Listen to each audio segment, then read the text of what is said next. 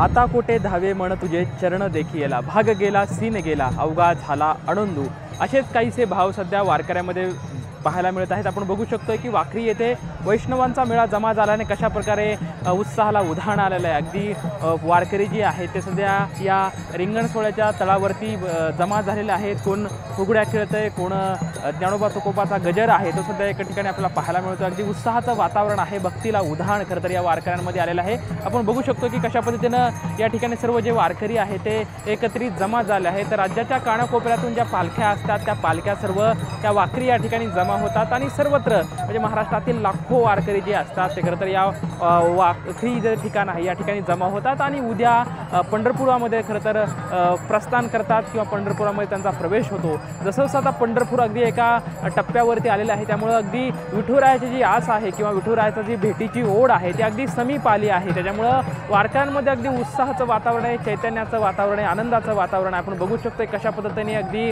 पावल्या खेळल्या जात आहेत, महिला फुगड्या खेळल्या जात आहेत, टाळ मृदुगाचा गजर असेल किंवा एकंदरीत ज्या ठिकाणी वाखरी ते रिंगण सोहळा होणार आहे या ठिकाणी सुद्धा जय्यत तयारी करण्यात आलेली आहे। सर्व वारकरी एकत्रित जमा झाले आहेत, ज्ञानोबा तुकोबाचा जयघोष करतात। खरं तर हा वाखरीमधला रिंगण सोहळा पाहण्यासाठी सुद्धा नागरिकांनी मोठी गर्दी केलेली आपल्याला सध्या पाहायला मिळत आहे। संत तुकाराम महाराजांचा पालखी सोहळा आहे तो पिराची कुरोळी येथून प्रस्थान केल्याच्या नंतर आजचा मुक्काम जो आहे तो या वाखरी या ठिकाणी होणार आहे आणि एकंदरीत आपण बघू शकतोय की उत्साहाचं वातावरण जे आहे ते या सध्या रिंगण सोहळा तळावरती आपल्याला पाहायला मिळत आहे। लक्ष्मण जाधव, TVN मराठी।